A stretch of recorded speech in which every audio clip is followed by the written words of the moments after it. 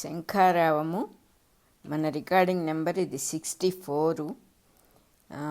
8th chapter అక్షర పరబ్రహ్మ యోగము, 8వ అధ్యాయం అక్షర పరబ్రహ్మ యోగంలో 26వ శ్లోకం మనం ఇప్పుడు చదువుకోబోతున్నాము.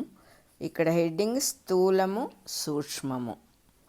మన భూమిని కేంద్రముగా గొని విశాల ప్రపంచము నలువైపులకు అనగా మన తలల మీద నుండి పైకి గల లోకముల పొరలను ఊహించినచో మన భూగోళము అన్నిటికన్నా స్థూలము, అంతకన్నా జలము సూక్ష్మము, అంతకన్నా గాలి, తేజస్సు, ఆకాశము వరుసగా సూక్ష్మతరములు.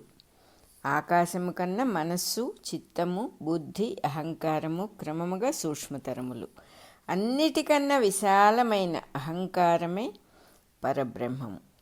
మనకు సంబంధించినంత వరకు ఈ లోకపు పొరల నిచ్చెన భూగర్భము నుండి సూర్యగోళము యొక్క కేంద్రము వరకు వ్యాపించి ఉన్నది. ఈ నడుమనే గ్రహలోకములు, గ్రహగోళములు కూడా ఉన్నవి. భూమిని తాకి ఉన్న మానవుని పాదము నుండి శిరస్సు దాకా ఇదే లోకముల నిచ్చెన వ్యాపించుచున్నది. వెన్నెముకలో నుండి నిచ్చెన మెట్లున్నవి. వాని నెక్కుచు మనస్సు ఊర్ధ్వగతి చెందుచు క్రమముగా బ్రహ్మ విద్య నేర్చుచున్నది. ఈ నిచ్చెన మెట్లలో గల వివరములలో నిప్పు కన్న పొగ స్థూలమని చెప్పబడినది. వెలుగు కన్న చీకటి, శుక్లపక్షము కన్న కృష్ణపక్షము, ఉత్తరాయణము కన్న దక్షిణాయనము, బ్రహ్మ పగలు కన్న బ్రహ్మరాత్రి స్థూలములు. మన మెలకువ కన్నా నిద్ర మనకు స్థూలము, అనగా సహజ ప్రజ్ఞ కన్నా ఇంద్రియములలో, మనస్సులో, దేహధాతువులలో పనిచేయు ప్రజ్ఞ స్థూలము. ఈ విధమైన విజ్ఞానము శుక్ల కృష్ణ గతులుగా సృష్టియందు ఇమిడి ఉన్నది. అది సృష్టితో పాటు ఉండును గనుక శుక్ల కృష్ణ గతులు జగత్తునకు శాశ్వతములు. ఇందు సూక్ష్మమునందు ప్రజ్ఞ ప్రసరించుట వెలుగుబాట, స్థూలము వైపునకు ప్రసరించుట చీకటి బాట. జీవులు కృష్ణగతి వలన దేహములు ధరించి దిగి వచ్చుచున్నారు. శుక్లగతి వలన అంతర్యామిత్వమైన తమ తత్వము నెరిగి అందు వ్యవహరించుచున్నారు. ఈ రెండు మార్గములను దేహధారులకు తప్పనిసరి అగుచున్నవి. అందు ఒకదాని నుండి తప్పించుకొనుట, రెండవ దాని యందు మాత్రమే వ్యవహరించుట ఎవరికిని సాధ్యము కాదు. 26వ శ్లోకం అయిపోయింది. ఈ మార్గములలో చిక్కుకొనకుండా వ్యవహరించుట మాత్రము సాధ్యమగును. దానికి కృష్ణుడు మరి ఒక తాళము చెవి నిచ్చియున్నాడు. సర్వజీవులకు ఏది రాత్రియో దానియందు మేల్కొనియుండువాడు సంయమము గలవాడు.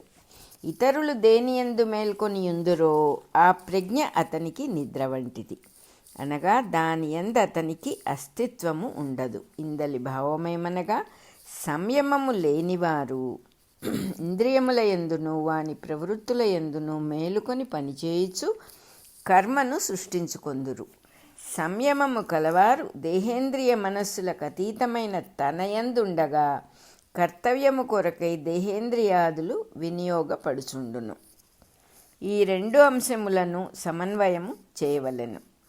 సంయములు కాని వారిని కృష్ణగతి బంధించును. సంయమము కలవారికి అది శుక్లగతి అగును. సామాన్యుల దృష్టిలో శుక్లగతి అను పిలువబడు దానిని సంయమము గలవారు లెక్క చేయరు, అనగా వెలుగును సుఖముగా గుర్తింపక వెలుగు చీకట్లను ప్రకృతిలోని భాగములుగా శాశ్వత యంత్రములోని ప్రవర్తనలుగా గమనింతురు. అప్పుడు వారి యందు వెలుగు చీకట్లుండును గాని వారికి ఉండవు. అప్పుడే చీకటి కవ్వలనున్న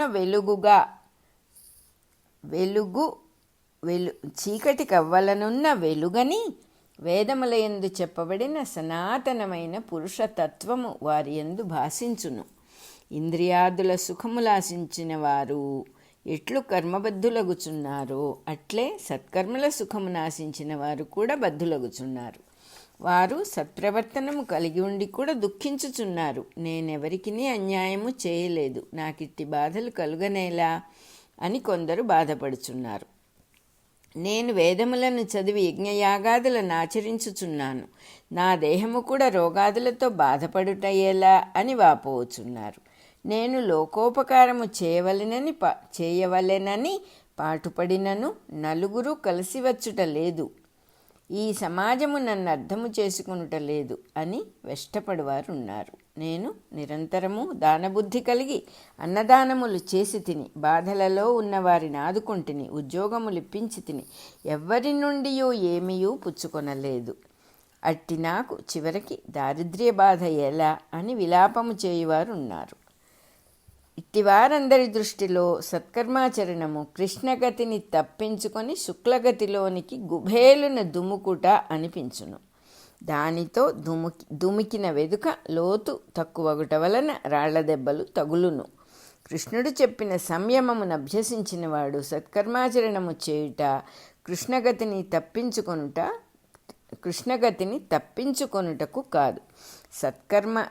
కృష్ణుడు చెప్పిన సంయమమును అభ్యసించినవాడు సత్కర్మాచరణము చేయుట కృష్ణగతిని తప్పించుకొనుటకు కాదు, శుక్లగతిలో వైచుటకును కాదు.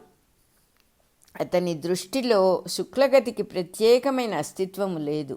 కృష్ణగతిలో మాత్రము పొరపాటులు రాకుండా చూచుకొనవలను కనుక దాని యందు అతడు మేలుకొని ఉండును. సంగ్రహముగా చెప్పవలెనన్నచో, ఆచరణలో తప్పులు లేకుండుటకు మేల్కాంచి ఉండి ఫలితములైన దుఃఖాదులయందు పట్టింపు లేనివాడే నిజమైన సంయమి. ఇందు ఒక మార్గమును అవలంబించుటలో తిరిగిరాని మార్గము చిక్కును, అన్యమార్గమును అవలంబించుటలో తిరిగి వచ్చి చిక్కుకొనును అను వాక్యములో కొంత చమత్కారం ఉన్నది. అన్యమార్గమనగా ఈ రెండిటిలో ఒకటి అని అర్థము. ఒకదానికి రెండవది అన్యము, దానికిది అన్యము. ఏకమార్గమనగా రెండు లేనట్టి ఒకే మార్గము. రెండు మార్గములను సృష్టి అను పక్షికి రెండు రెక్కల వంటివి. ఒక రెక్కపై మొలచిన ఈక రాలిపోవును, పక్షి ముఖమున ఉన్న చార ఎన్ని ఈకలు రాలినను చెరిగిపోదు. పక్షి రంగుల వంటిది ఒకే మార్గము, రెక్కలలోని ఈక వంటిది రెండింటిలో ఒక మార్గము. ఇందలి సూక్ష్మమును జారిపోకుండా గ్రహింపవలెనని హెచ్చరించుటకే ఈ సందర్భమున గీతాచార్యుడు ఇట్లనుచున్నాడు. ఈ రెండు గతుల గమనమును సక్రమముగా తెలిసినవాడే యోగి. అతడెన్నడును ఈ గతుల విషయమున మోహపడడు. మోహపడకుండుట కృష్ణగతిని గూర్చియే కాదు, శుక్లగతిని కూర్చి కూడా అని ఇందలి హెచ్చరిక. కేవలము యజ్ఞయాగాది క్రతువులాచరించి స్వర్గాది సుఖములను అపేక్షించిన వారు కూడా ఇంద్రియలోలుర మార్గముననే అధోగతికి పోవుట పురాణ కథలలో వివరింపబడినది. భాగవతములో ప్రాచీన బర్హి కథలో నిరూపింపబడినది శుక్లగతిని గూర్చి మోహపడిన వాని మార్గము. దక్షుని కథలో నిరూపింపబడినది ఇంద్రియలోలుని మార్గము. ఈ రెండునూ దాటిన వారు భాగవతులుగా ముక్తులుగా ఎల్లెడలా కీర్తింపబడిరి. దీనిని సమముగా నిరూపణము చేసుకొని సర్వకాలముల యందును యోగమును అవలంబింపవలెను. సమత్వమే యోగము అని భగవానుని హెచ్చరిక. 27వ శ్లోకం అయిపోయింది. వేదములయందు, యజ్ఞములయందు, తపస్సునందు, దానమునందు పుణ్యఫలము పెద్దలచే చెప్పబడినది. దానిని ఆశించి అవలంబించిన వానిని శుక్లగతి బంధించును. అట్లుగాక ఈ గతుల సమన్వయమగు యోగమార్గం అవలంబించిన వారికి కలుగు సుస్థితి యజ్ఞ దాన తపక్రియాదుల పుణ్యమున కన్నా వేరుగా సర్వమునకతీతమై వర్తించును. అది ఏ పరమైన స్థితి, అది ఏ అన్నిటికన్నా మొదట మనకు గల స్థితి. అట్టి స్థితిని యోగమార్గమున సమన్వయించుకొనువాడు పొందును. సృష్టి అంతయు చక్రభ్రమణము వలె పరివర్తనశీలము. అందు శుక్లగతి ఊర్ధ్వముఖమున మరి ఒక సగము కాగా శుక్లగతి అధోముఖమైన రెండవ భాగము. ఇందు దేనిని కాదని రెండవ దానిని స్వీకరించినను చక్రభ్రమణమున మరి ఒక దానిలోనికి ప్రవేశించును.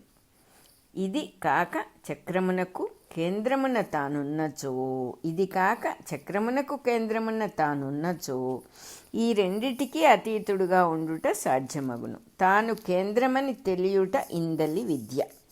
28వ శ్లోకం అయిపోయింది. అలాగే మన అక్షర పరబ్రహ్మ యోగము అయిపోయింది. మన రికార్డింగ్ నెంబర్లో 64 కూడా అయిపోయింది. నెక్స్ట్ది 9వ అధ్యాయమైన రాజవిద్య రాజగుహ్య యోగము. ఈ 9th చాప్టరు రాజవిద్య రాజగుహ్య యోగము మళ్ళీ చదువుకుందాం.